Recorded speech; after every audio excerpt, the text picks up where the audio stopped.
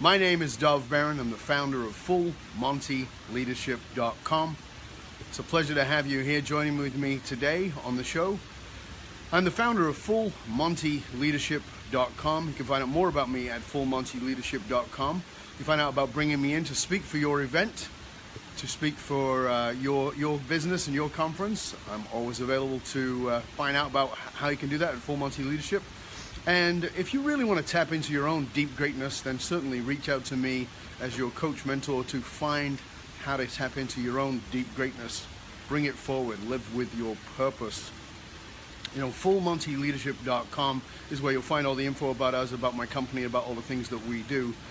Because we provide the essential leadership skills that are so often missed. You know, there's a time coming where the niche leadership pieces around strategy and tactics are all going to fade away. And the reason they're going to fade away is because we're entering the age of AI, artificial intelligence. And artificial intelligence will take over tactics and strategies. What we provide at Full Monty Leadership is the essential leadership skills that are human-based. Human-based skills are going to be the most essential skills moving forward. So I highly recommend that you work on those and that you reach out to us and help you build your company, whatever size your company is, to becoming extraordinary in the coming times. Okay, I'm gonna dive in very quickly.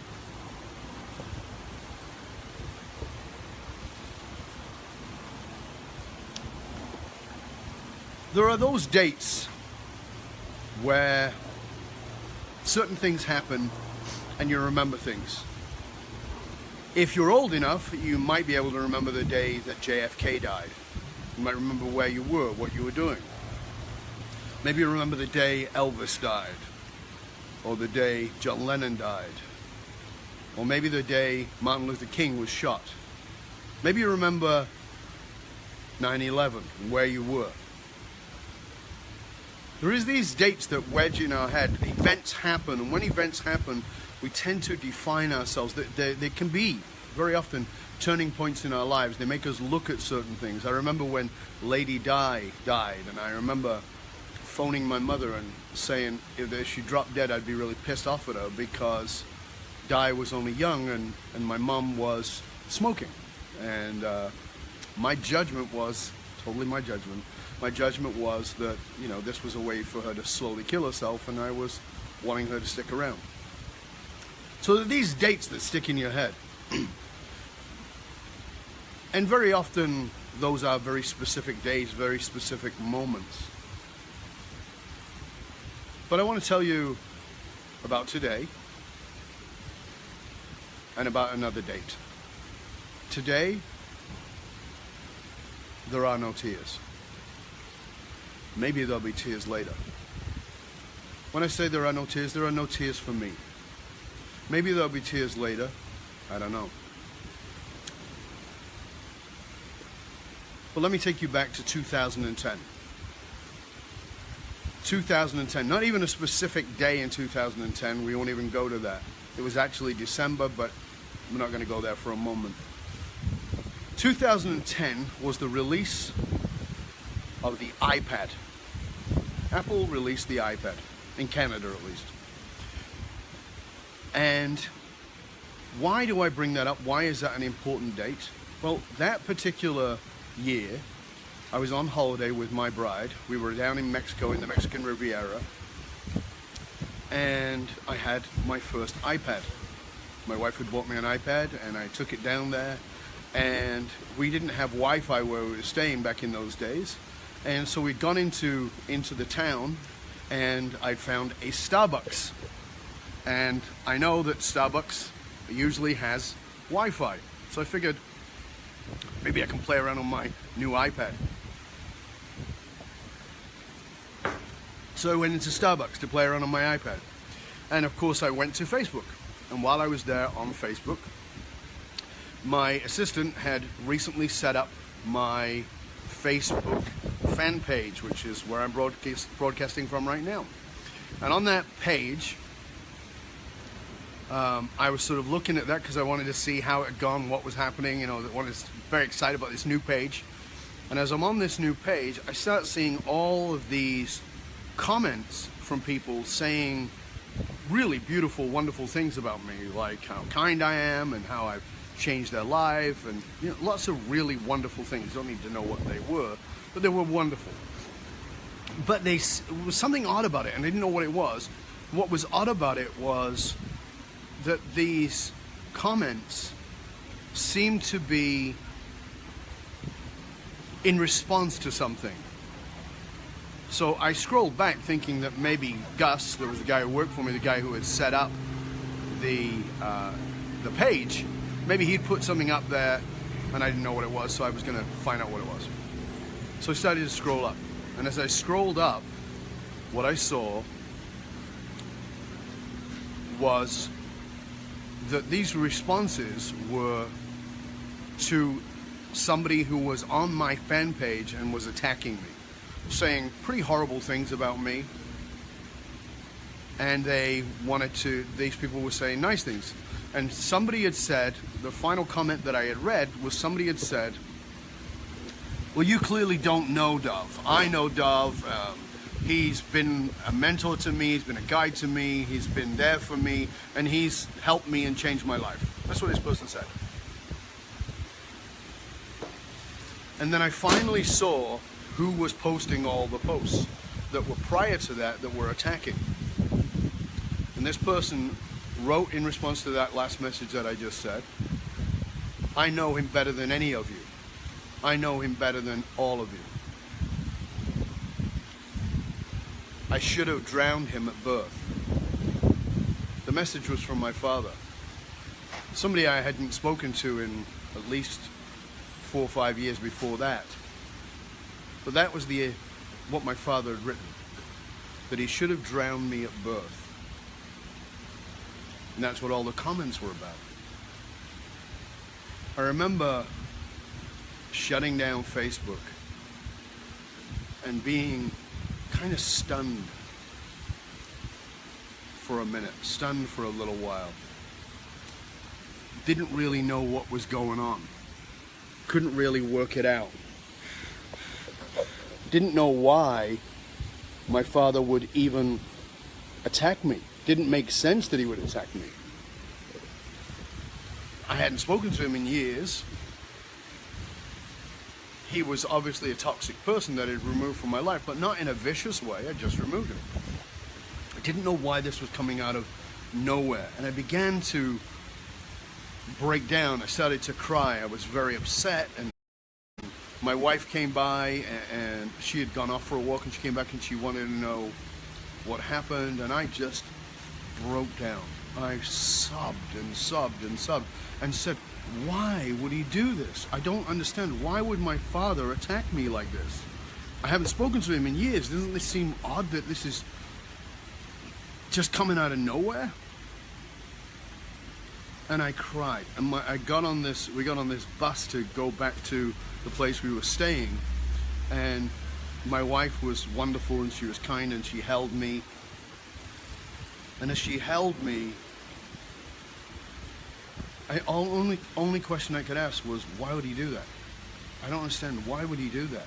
And I kept asking her, why would he do that? And she kept saying, I don't know. And she was trying to comfort me. And then we got back to the room. I'm feeling pretty rough, as you can imagine. And I'm back in the room, and as I'm in my room, my wife says, come here. And she brings me over to her, and she holds me in her arms, and she says,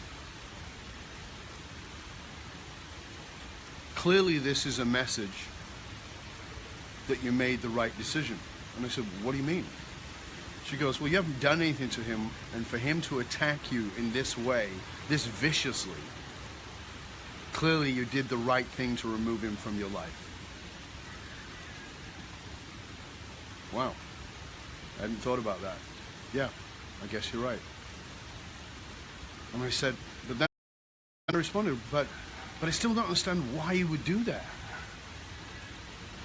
And my wife, being the wise woman that she is, says, why wouldn't he? I think you know the story of the scorpion and the frog that stand by the banks of a river. And the scorpion says to the frog, carry me across. I can't get across the water. Carry me across the water. The frog says, no, you'll sting me. The scorpion says, no. I won't sting you. If I sting you, we both drown. I won't sting you. I want to get across to the other side. Frog's like, I don't think so. So the scorpion's, no, honestly, if I sting you, I'm going to die. Take me across. So finally he convinces the frog, and the frog takes the scorpion across, and about halfway across the river, the scorpion stings the frog. The scorpion stings the frog. And as they're both going under, the frog looks at the scorpion and says, why would you do that? We're both going to drown. And the scorpion says, because I'm a scorpion. My wife was right. Why wouldn't he do that? That is who my father is. Let me rephrase that. That is who my father was. I started out by saying, there are no tears today. Maybe there'll be some later. I don't sense there will, but I may be wrong. I'm okay with being wrong. I'm okay even with having the tears. Today, a relative let me know that my father died. Just died. And my father has passed. Am I sad that my father is dead? Kind of, a little bit, maybe. Is it heartless that you think maybe I'm heartless because I'm not sad? This was an abusive human being. I'm grateful to him because he gave me life. Without him, I wouldn't be here.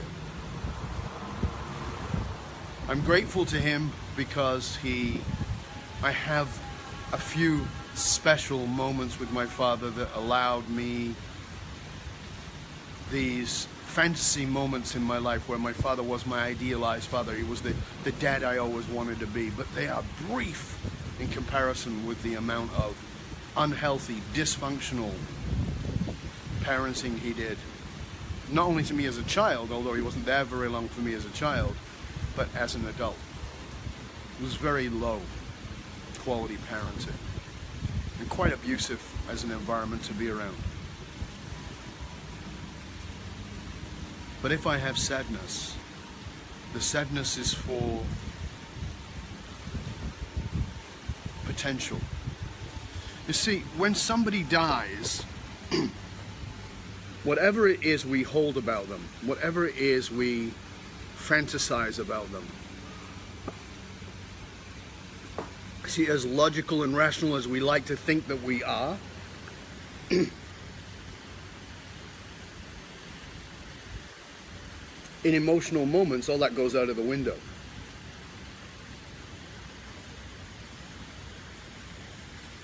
When somebody dies, what dies with them is the fantasy. What dies with them is the potential. See, as long as my father was alive, it's not me consciously, get this is unconsciously.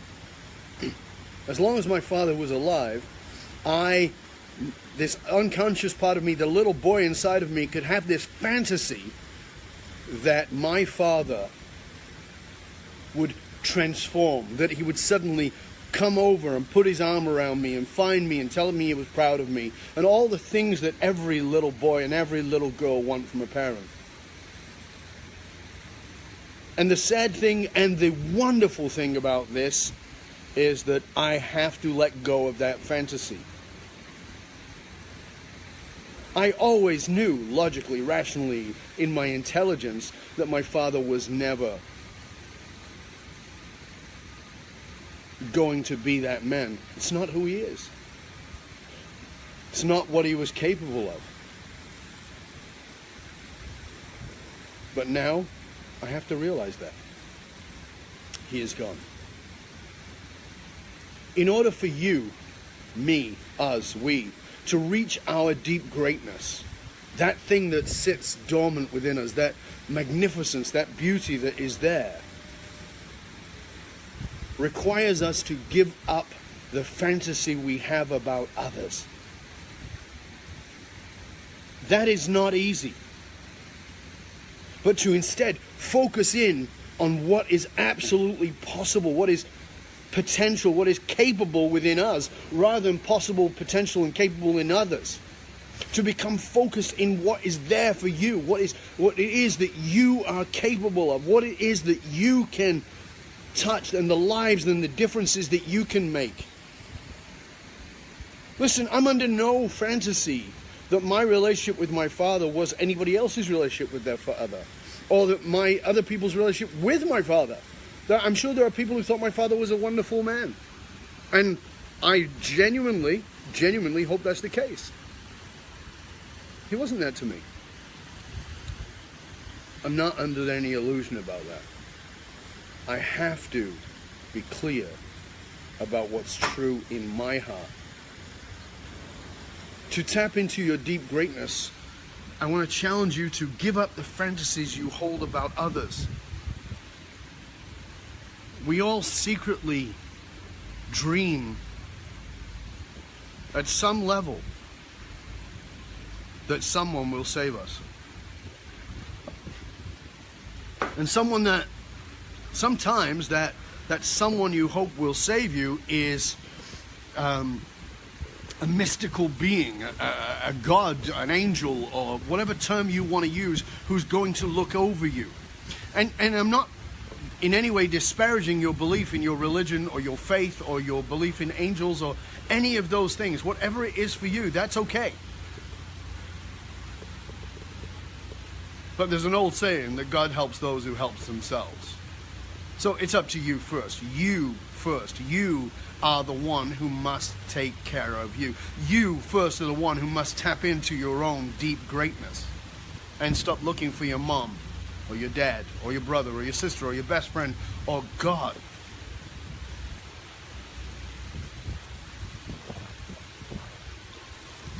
I think my life would have been very different if I'd have had the father I wanted to have, but I didn't.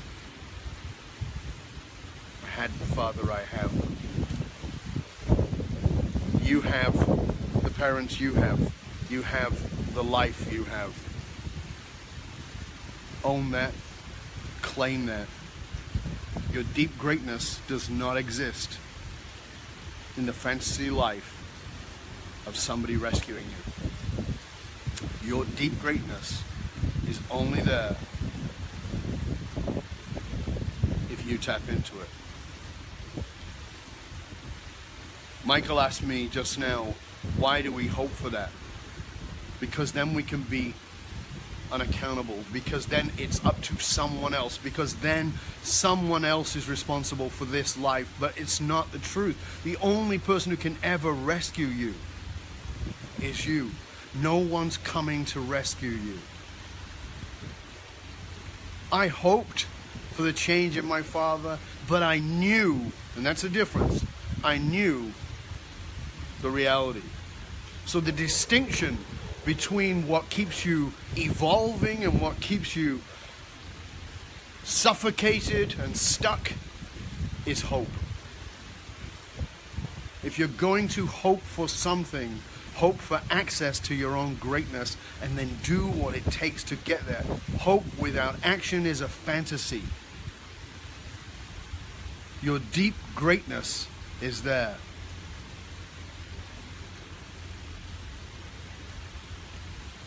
You are here to do great things, and you can only do those great things if you give up the fantasy that someone's going to rescue you. And in fact, it is you who's going to rescue you. Till next time, this is Dov Baron, FullMontyLeadership.com. If you want to tap into your deep greatness, reach out to me. You can DM me, you can send me a private message here on Facebook, you can connect with me in all kinds of ways. I want to thank you for taking the time to join me today on this show.